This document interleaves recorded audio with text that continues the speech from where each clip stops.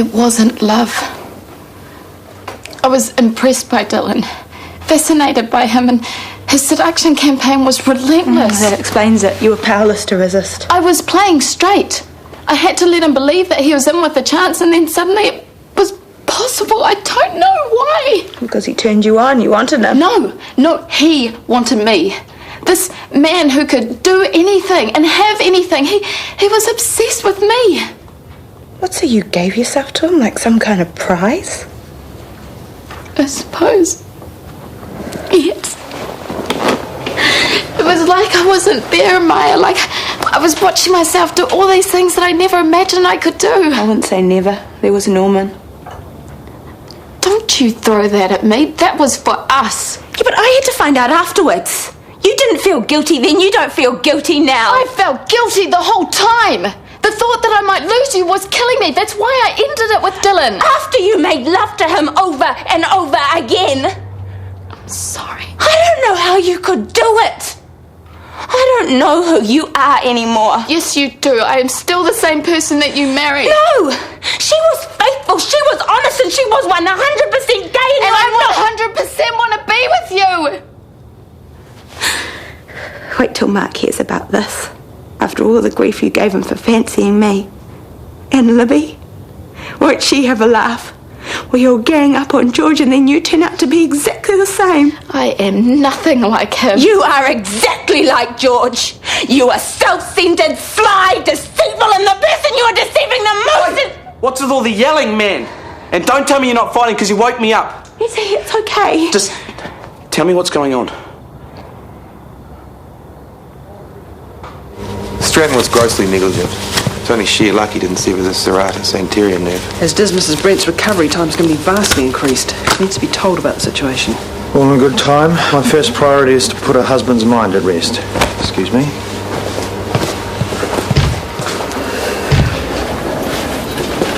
How is she? The surgery went well. We removed the hematoma and sealed the leaking artery. As soon as Hillary's been moved to HDU, you'll be able to see her. Oh, thank you. Thank you so much. Not a problem. But I don't understand what happened. Did her surgeon sew her up yesterday without noticing she was bleeding? I'm afraid I wasn't there, so I can't comment. Because she's been in terrible pain from the time she came out. Much worse than we were told. I reckon he's stuffed up. Well, I'm sorry, but until I've spoken to Mr. Stratton... Do you know him? Yes. Well, you'll know his reputation, how he came to us so highly recommended. You know, we keep telling ourselves we're the right guy, even when he seems so arrogant and superior. If he's made some stupid mistake and put Hills through all this for nothing, well, we have a right to know, to do something about it. Don't you think? Leave it with me. I'll get back to you as soon as I have all the relevant information. Don't leave it too long, please. I know that this is going to take time, but we can get through this. There's nothing to get through. I told you, it's over. No, I won't give up on you. I don't care. Because you know what? I'm starting to hate you, Jay, and it feels really good. I should maybe... I'll go tomorrow. No, you don't. Not until Eti is on that plane to Japan. Why should his last days be wrecked by your dirty little affair? This is his time, not yours. Okay, whatever you say, hon. Don't call me that. I'll do whatever you ask. Whatever it takes so that you can forgive me. Even if that miracle did happen, I will never trust you again. I just hope shagging Dylan was worth it.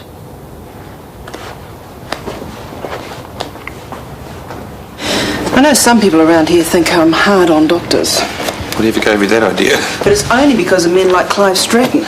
They get away with murder. Not always, Brenda. They do if they're connected enough. And the way Chris was talking, Stratton is connected up to his eyeballs. I bet... How'd it go with the husband? He's relieved. His wife's going to be okay. Did you tell him what caused the problem? I didn't sling mud at Clive Stratton, if that's what you're asking. We're professionals, Brenda. We do each other the courtesy of checking our facts before we make accusations. What's to check? That mastectomy was a disgrace. We could all see it. I still have to speak to Clive. And listen to his excuses. What a waste of time. It might be worth me doing some digging on the guy, see if he's stuffed like this before. I'd put money on it. I can ask around. No, I don't want anyone stirring anything up until he's had a chance to explain himself. I'll arrange a meeting first thing tomorrow. But as soon as you warn him that the Brents are upset, they'll close ranks, there'll be red tape for miles. They'll never get a complaint to stick. That's just paranoia. You think so? How many senior surgeons can you name who've actually been held to account for their stuff-ups? I'm not arguing with you. I'm telling you both to keep your mouths shut until I've had a chance to follow this up the way I think best. Well, it might not be up to us. Did you know that Dennis Brent was a columnist for the Northerner? No, I didn't. One of the ED nurses told me.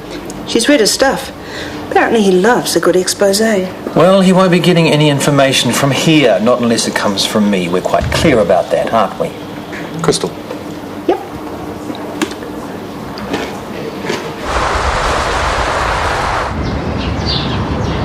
Pancakes are nearly ready.